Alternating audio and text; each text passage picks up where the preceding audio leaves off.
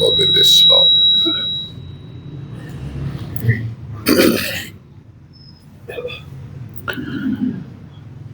الحمد لله نحمده ونستعينه ونستغفره ونؤمن به ونتوكل عليه ونعوذ بالله من شرور أنفسنا ومن سيئات أعمالنا من يهده الله فلا مضل له ومن يضلله فلا هادي له وأشهد أن لا إله إلا الله وأشهد أن محمدا عبده ورسوله. اللهم صل على محمد وعلى آل محمد كما صليت على إبراهيم وعلى آل إبراهيم إنك حميد مجيد. اللهم بارك على محمد وعلى آل محمد كما باركت على إبراهيم وعلى آل إبراهيم إنك حميد مجيد. اما بعد فإن خير الحديث كتاب الله وخير الهدي هدي محمد صلى الله تعالى عليه وآله وسلم وشر الأمور محدثاتها وكل محدثة بدعة وكل بدعة ضلالة وكل ضلالة في النار.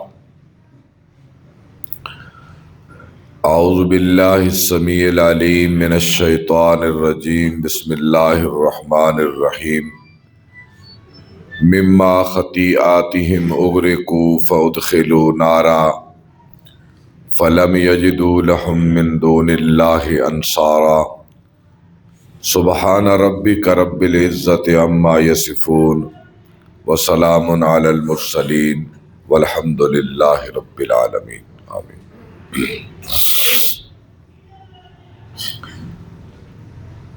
ہر قسم کی تعریف اللہ رب العزت کی ذات بلند و بالا کے لیے ہے. درود و سلام سید الانبیاء امام الانبیاء خطیب الانبیاء سیدنا و مولانا حضرت محمد کریم صلی اللہ تعالی علیہ تحیت و السلام کی مبارک ذات پاک کے لیے ہے. جمعۃ المبارک کا وقت نہایت ہی مختصر ہوتا ہے، اس لیے بغیر لمبی چوڑی کسی تمہید کے جس بات کو کہنا مقصود ہے اس کی طرف میں آنا چاہوں گا. پچھلے خطبہ جمعہ میں نے سیدنا معاذ ابن جبل رضی اللہ تعالی عنہ امام احمد کے حوالے سے اس کا ابتدائیہ بیان کیا تھا کہ وہ کہتے ہیں کہ آپ صلی اللہ علیہ وسلم نے مجھے 10 باتوں کی وصیت فرمائی. پچھلے خطبے میں نے پہلی 2 چیزیں ذکر کی تھی اور وقت کے دامن میں بڑی تنگی تھی، اس لیے میں اپنی بات کو مکمل نہ کر سکا اور وعدہ کیا تھا کہ آئندہ خطبے میں باقی چیزوں کا بیان ہوگا. ان 2 چیزوں کو میں اختصار کے ساتھ دہرا دوں جو پچھلے جمعے میں نے عرض کی تھی کہ اے معاذ، اللہ کے ساتھ کسی کو شریک نہ بنانا، چاہے اس کی وجہ سے تجھے قتل کر دیا جائے یا تجھے آگ میں ڈال کر جلا بھی دیا جائے تو یہ تکلیف برداشت کر لینا، لیکن اللہ کے ساتھ کسی کو شریک نہ.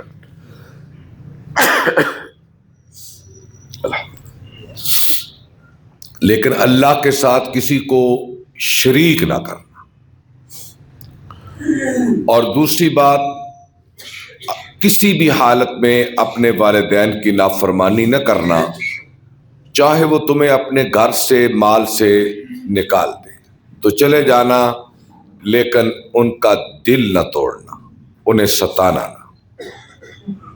یہ دو چیز میں نے اس کی تفصیلات پچھلے جمعے میں بیان کی تھی۔ اور تیسری بات آپ نے فرمایا معاذ ولا تترکن صلاۃ مکتوبۃ متعمدہ، کہ اے معاذ جان بوجھ کر فرض نماز کو نہ چھوڑنا،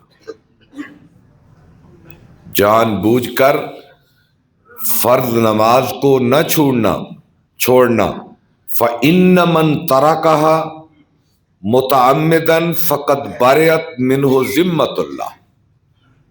کمال حدیث کے الفاظ ہے کہ اے معاذ جس نے جان بوجھ کر فرض نماز کو ترک کر دیا، جان بوجھ کر، ایک تو عذر کی بنیاد پر ہے نا، آدمی کی نمازیں چھوٹی، بیماری کی وجہ سے، سفر کی مشکل کی وجہ سے، پھر اس کو پڑھ لیا۔ جان بوجھ کر جیسے آج ہمارا 80-85% معاشرہ کر رہا ہے، یعنی ہم یہ نہیں کہہ سکتے کہ 15% پکے نمازی ہیں، یہ نہیں کہہ سکتے، اس سے کم ہے، پیچھے ہے۔ اور یہ ہمارا جو 80-85% معاشرہ ہے، یہ نماز کو جان بوجھ کے چھوڑ رہا ہے، ان کے پاس کوئی عذر نہیں ہے، دکانداری کوئی عذر نہیں، ذمہ دارہ کوئی عذر نہیں، مزدوری کوئی عذر نہیں، یعنی نوکری کوئی عذر نہیں کہ میں نوکری کرتا ہوں اس لیے پڑھ نہیں سکتا، میں مزدور ہوں میں نہیں پڑھ سکتا، ایسا نہیں ہے۔ فقد برئت منہ ذمۃ اللہ، ایسا آدمی اللہ کے ذمے سے نکل گیا۔ اچھا یہ بات سمجھنے والی ہے، یاد رہے کوئی آدمی اس وقت تک عافیت سلامتی نہیں پا سکتا جب تک وہ اللہ کے ذمے میں نہ رہے، یعنی اللہ کی حفاظت میں، اللہ کی حفاظت میں جب تک کوئی شخص نہ رہے وہ اپنی منزل پا ہی نہیں سکتا، وہ اپنا سفر مکمل کر ہی نہیں سکتا، وہ اپنی کوئی ضرورت پوری نہیں کر سکتا، نہ امن پا سکتا ہے نہ سلامتی پا سکتا ہے۔ ساری کائنات اللہ کے احاطے میں ہے، اللہ کے قوت کے اندر ہے۔ وسع کرسیہ السماوات والارض، کوئی اللہ کی طاقت سے باہر نہیں ہے، وہ فضاؤں میں رہتا ہے، ہواؤں میں اڑتا ہے، زمین کی تہوں میں رہتا ہے، اللہ کی طاقت سے باہر نہیں ہے۔ تو اللہ اس کو چاہے عافیت دے، اللہ چاہے عافیت نہ دے۔ تو جو شخص نماز نہیں پڑھتا وہ اللہ کی حفاظت سے، اللہ کے ذمے سے نکل جاتا ہے۔ دوسرے لفظ میں اللہ اس سے کہتا ہے کہ اے میرے بندے تو نے مجھے سجدہ نہیں کیا، اور اب تو اپنا کام خود کر، اپنی حفاظت بھی آپ کر، اپنے کام بھی مکمل آپ کر، کیونکہ تو میرا نہیں رہا اب میں تیرا نہیں رہا، تو میرا نہیں رہا اب میں تیرا نہیں رہا۔ اور یہ بات کتنی حساس ہے کہ ایک دعا رسول اکرم صلی اللہ علیہ وسلم کی اگر اس کو سنیں تو یہ بات بڑی وضاحت کے ساتھ سامنے آ جاتی ہے۔ آپ دعا کیا کرتے تھے اللہم رحمتک ارجو فلا تکلنی الی نفسی طرفۃ عین واصلح لی شانی کلہ۔ اے اللہ میں تجھ سے تیری رحمت کی امید کرتا ہوں، تجھ سے تیری رحمت کی امید کرتا ہوں، تو مجھ کو میرے سپرد نہ کرنا، تو مجھ کو میرے سپرد نہ کرنا، اور میرے کام ٹھیک کر دے یا اللہ تو۔ یہ کون کہتے ہیں؟ اللہ کے نبی صلی اللہ علیہ وسلم، کہ یا اللہ میں ہر لمحہ تیرا ذمہ چاہتا ہوں، کہ تو مجھے اپنے ذمے لے لے اور تیری رحمت کے سہارے میرے کام ہو، اور تو مجھ کو بھی، کون کہتے ہیں؟ پیغمبر علیہ الصلوۃ والسلام، مجھ کو میرے سپرد نہ کرنا کہ تو مجھے کہہ دیا ہے میرے نبی تو اپنے کام آپ کر لیا کر، اپنے حالات آپ ٹھیک کر لیا کر، نہیں، وَأَصْلِحْ لِي شَأْنِي كُلَّهُ، میرے دن رات کے جو احوال ہیں، جو اعمال ہیں، جو افعال ہیں، یا اللہ ان کی درستی بھی تیرے ذمے ہے، میں نہیں کر سکتا۔ آپ اس سے اندازہ کریں کہ اللہ تعالیٰ کا ذمہ کتنا ضروری ہے ایک انسان کے لیے، اور بے نماز اللہ کے ذمے سے نکل جاتا ہے۔ کتنی بڑی چھتری ہے اللہ کی رحمت، دنیا میں مسائل سے، مصیبتوں سے، دکھوں سے، پریشانیوں سے بچنے کے لیے۔ اور یہی وجہ ہے جب بھی کوئی حالات خراب ہوتے، بادل چڑھ کے آتے، تیز ہوائیں چلتی، یا دشمن کے آنے کی خبر ہوتی، تو اللہ کے نبی صلی اللہ علیہ وسلم 2 رکعت نماز پڑھنے کے لیے مسجد نبوی میں کھڑے ہو جاتے کہ طاقتور دشمن سے بھی اللہ بچا سکتا ہے، اور ان تیز و تند ہواؤں اور چڑھنے والے بادلوں کی سختی سے بھی اللہ کے سوا کوئی بچا نہیں سکتا۔ اور یہی ترجمہ ہے، اے ایمان والو صبر اور نماز کے ساتھ خدا کی مدد لیا کرو، ہے نا قرآن مجید کی آیت، یا ایھا الذین آمنوا استعینوا بالصبر والصلاۃ، نماز کے ساتھ اللہ کی مدد طلب کرنا یہ ہے کہ تم 2 رکعت نماز پڑھو، اس رکعت کی نماز کے سجدوں میں اللہ سے مدد مانگو، کیونکہ سجدے کے اندر کی ہوئی دعا کبھی رد نہیں ہوتی، اور سجدے کے اسی لیے اللہ کے سوا سجدہ سب کے لیے حرام ہے، اور یہ عبادت اور بندگی کا ایک بہترین مظہر ہے کہ آپ اللہ کے سامنے سجدہ کریں، اور جو سجدہ نہیں کرتا نا، اس کا مطلب یہ ہے کہ وہ اللہ کی طاقت پہ یقین نہیں رکھتا، اور اللہ کی قربت کا کوئی ذریعہ نہیں سوائے نماز کے۔ یاد رکھیں، اللہ کا تقرب، اللہ کی قربت حاصل کرنے کا ایک ہی ذریعہ ہے کہ انسان اپنے آپ کو خدا کے قدموں میں ڈال دے، اور سجدہ خدا کے قدموں میں ہوتا ہے، اور آپ جس کے قدموں میں پڑ جائیں، اور پھر اللہ جیسی رحیم قوت کے قدموں میں، وہ بندے کو کیسے ضائع کرتی ہے۔ اس لیے اللہ کی قربت کے بغیر انسان کا گزارا نہیں ہے، اللہ کے تعلق کے بغیر انسان کا گزارا نہیں ہے۔ جب تک اللہ بندے کے ساتھ نہ ہو، آدمی اپنے دکھ کیسے ختم کر سکتا ہے؟ اور اللہ کو ساتھ لینے کا ایک ہی ذریعہ ہے کہ اس کے قدموں میں پڑ جاؤ، اور وہ سجدہ ہے، اور سجدہ نماز میں ہے، اس کے ذریعے مدد مانگو اپنے اللہ سے۔ آج ہمارے دکھ ہیں، ایک دکھ ہے انسان کا، ہر دماغ دکھوں سے بھرا ہوا ہے، وہ مرد ہے یا عورت، کہیں معاش کے مسائل ہیں تو کہیں اولاد کے مسائل ہیں، کہیں جوان بیٹیوں کے مسائل ہیں، جوان بیٹوں کے مسائل ہیں، کہیں خاندانی اور خانگی جھگڑوں کے مسائل ہیں۔ انسان الجھا ہوا ہے اس معاشرے میں، اور ان سب کا حل آپ ٹھیک نہیں کر سکتے، ایک نافرمان بیٹے کو آپ ٹھیک نہیں کر سکتے، ایک بد لحاظ اور زبان دراز عورت کو سارا خاندان ٹھیک نہیں کر سکتا، ایک ظالم محلے دار کو اور برے پڑوسی کو آپ ٹھیک نہیں کر سکتے، ایک بگڑے ہوئے آدمی کو پورا معاشرہ ٹھیک نہیں کر سکتا۔ آپ دیکھ لیں، یہ جو نشہ کرنے والے ہیں، پورا خاندان اسے ٹھیک نہیں کر سکتا، ہسپتال ٹھیک نہیں کر سکتے، جیلیں اسے ٹھیک نہیں کر سکتے۔ جن گھروں میں یہ نشہ کرنے کے عادی لوگ موجود ہیں، سارا معاشرہ مل کر اسے ٹھیک نہیں کر سکتا۔ لیکن ہم نے دیکھا ہے کہ جن گھروں پہ اللہ کا فضل ہوتا ہے، وہ اچانک لوگ نشہ چھوڑ دیتے۔ تو یہ سارے مسائل جہاں دوائی کام نہیں کرتی، جہاں تدبیر کام نہیں کرتی، جہاں طاقت کام نہیں کرتی، جہاں جماعت اور جتھا کام نہیں دیتا، وہاں آ کر پھر اللہ کی رحمت اور مدد کام کرتی ہے۔ اور یہ نماز کے ذریعے صرف حاصل کی جا سکتی ہے، اور اس کا کوئی ذریعہ اور کوئی اس کا واسطہ نہیں۔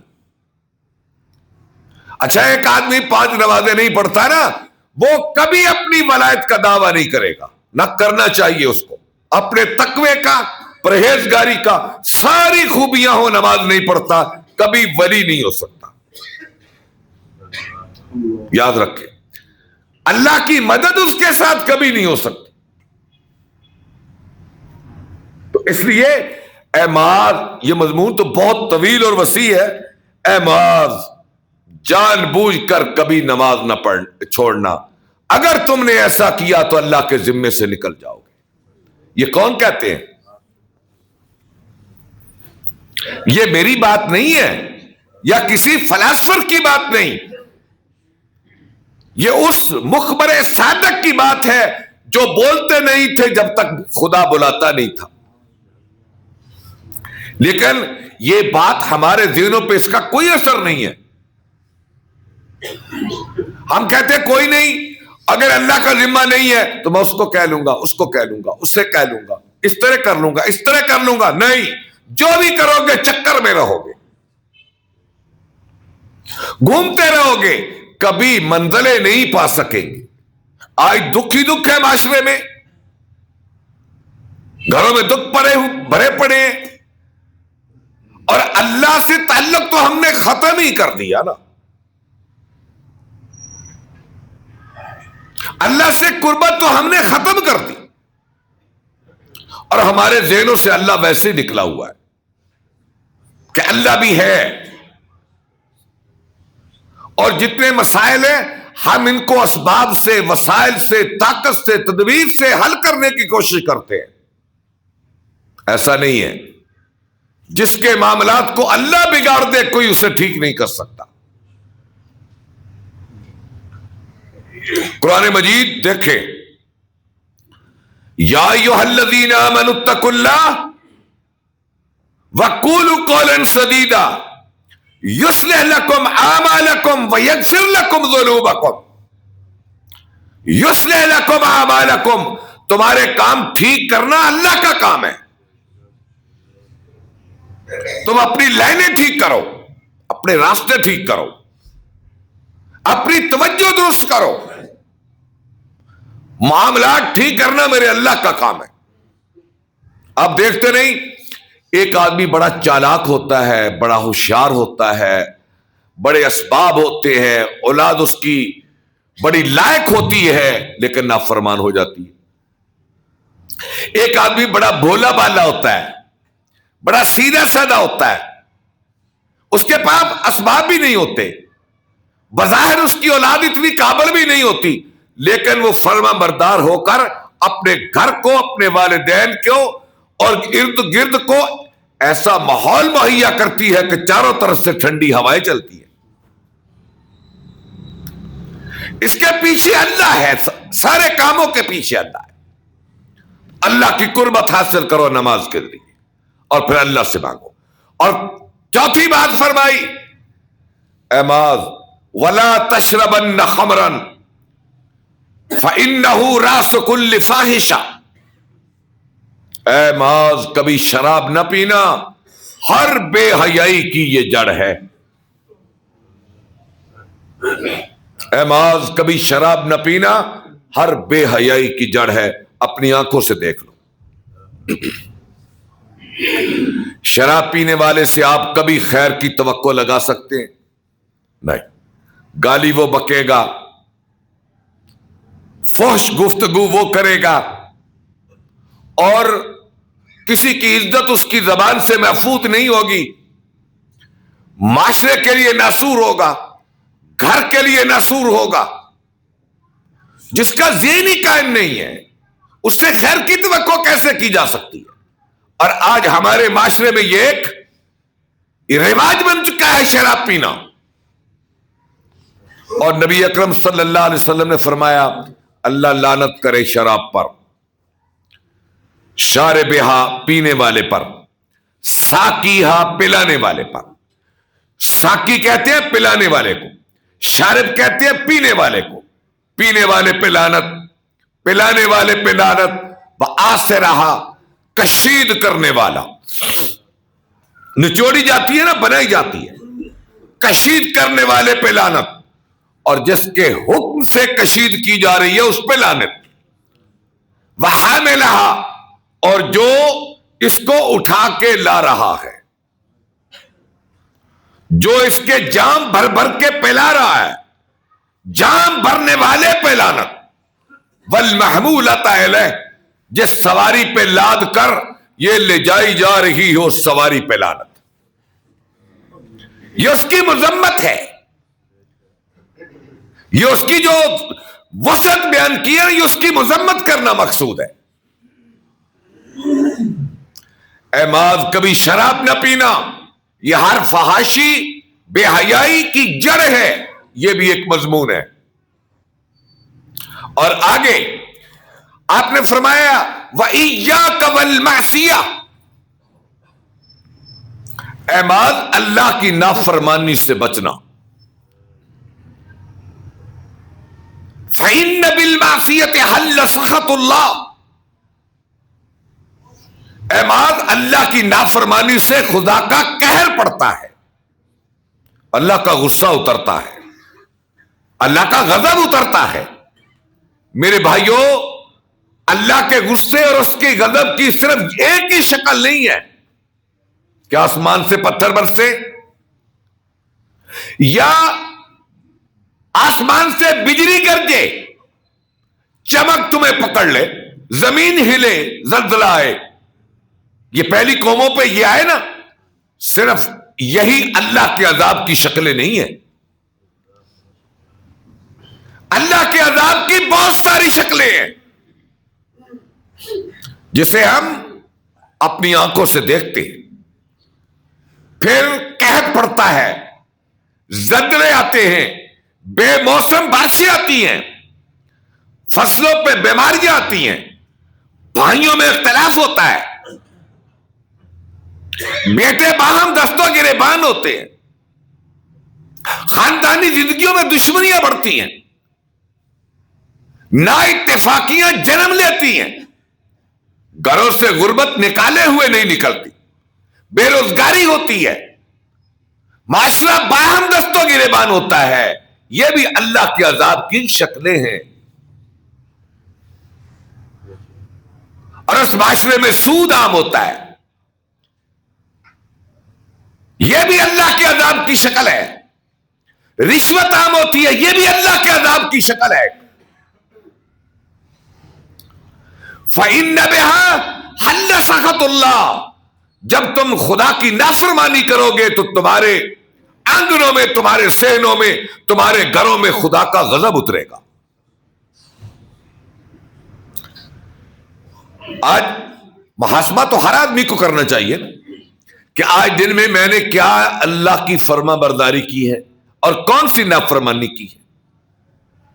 اچھا، اس کا دوسرا پہلو آ جائے کہ اے مان، خدا کی نافرمانی سے بچنا، اس سے اللہ کے عذاب اترتے ہیں۔ دوسرا پہلو کیا ہے کہ لوگوں تم اپنے گناہوں پہ، نافرمانیوں پہ توبہ کرو، خدا کی رحمتیں اترتی ہیں۔ خطا سے خالی تو کوئی بھی انسان نہیں ہے نا، ہر آدمی کے ذمہ خطا ہے۔ وہ خطا پہ خطا کرے گا جب، تو نافرمانی ہے، جب خطا کے بعد توبہ کرے گا تو پھر اللہ کا غضب نہیں، اللہ کی رحمت اترے گی۔ اور یہ کتنا مزاج ہے ہمارے اندر۔ ہمارا کام تو نشاندہی کرنا ہے نا، تنبیہ کرنا، آگاہ کرنا، دہرانا بات کو۔ قرآن مجید کیا کہتا ہے؟ میں نے جو آیت پڑھی تھی سورہ نوح غالباً، مما خطیاتہم اغرقوا فادخلوا نارا، پہلی قومیں جو غرق ہوئی ہیں وہ نافرمانی تھی، ان میں خطائیں تھی ان کی۔ فادخلوا نارا، ہم نے دنیا میں ان پہ پتھر برسائے، پانیوں میں غرق کیا، آسمان سے چنگاڑیں آئیں، چیخیں آئیں اور ان پہ بارشیں برسی، زلزلے آئے، فَأُدْخِلُوا نَارًا، اور پھر ہم نے انہیں مارنے کے بعد اپنی دوزخ میں داخل بھی کر دیا ہے۔ فَلَمْ يَجِدُوا لَهُم مِّن دُونِ اللَّهِ أَنصَارًا، اور انہیں پتہ چل گیا کہ اللہ کے بغیر کسی کی مدد وقت پہ نہیں پہنچتی۔ اے معاذ، خطاؤں سے بچنا، نافرمانیوں سے بچنا۔ اور پھر فرمایا معاذ، اگر کہیں میدان جنگ لگ جائے نا، ایاک والضعف، ایاک والفرار یوم الضعف، کیونکہ یہ جہاد کا دور تھا، یہ جہاد کا دور تھا نا، کہیں تبوک ہو رہی تھی تو کہیں یرمک، جنگوں کا دور تھا۔ اے معاذ، اگر دشمن سے مقابلہ پڑ جائے میدان میں اور تیرے سامنے لاشیں گر رہے ہو، لاشیں گر رہے ہو اور پورے مجاہدین شہید ہو جائیں، تو اکیلا بھی رہ جائے تو میدان سے نہ بھاگنا، یہ بھی ناقابل معافی جرم ہے کہ جہاد کے لیے صفیں بنی ہوں، محاذ گرم ہو، دشمن سے آمنا سامنا ہو، تو کوئی پیٹھ دکھا کے بھاگ جائے، یہ جرم بھی اللہ کے ہاں ناقابل معافی ہوتا ہے۔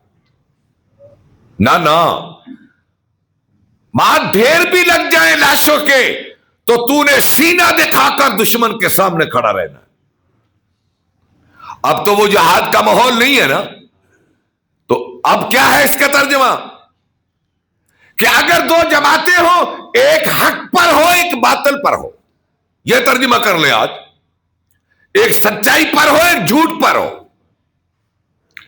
ایک کے ساتھ حق ہو ایک کے ساتھ باطل ہو، تو چاہے ساری دنیا بھاگ جائے، سچ کی مدد میں تو خم ٹھونک کر دشمن کے مقابلے پہ کھڑا رہنا۔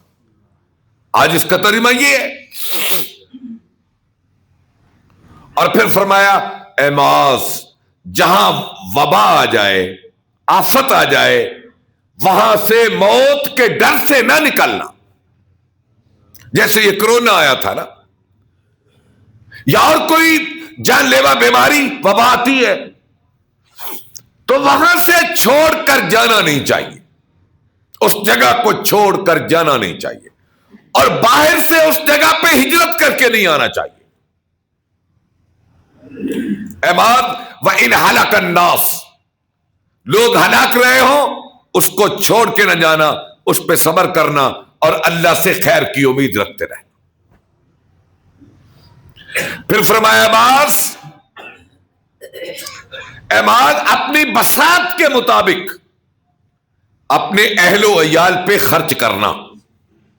اچھا، ہمارے ہاں کیا رواج ہوتا ہے، آدمی کو اللہ نے بڑی رحمتیں دی ہیں، بڑے فضل ہے، اور نہ اپنی اولاد پہ خرچ کرتا ہے، نہ اپنی بیوی بچوں پہ، نہ والدین پہ خرچ کرتا ہے۔ نتیجہ کیا نکلتا ہے کہ اولاد ان پڑھ رہتی ہے اور معاشرے کا نسور بن جاتی ہے، اور اس کے پیسے یہ چھپا کے بیٹھا رہتا ہے، اور بخیل کا بخل بھی معاشرے کے لیے ایک فساد ہے۔ اے معاذ، اپنی طاقت کے مطابق اپنے اہل خانہ پہ مال خرچ کرتے رہے۔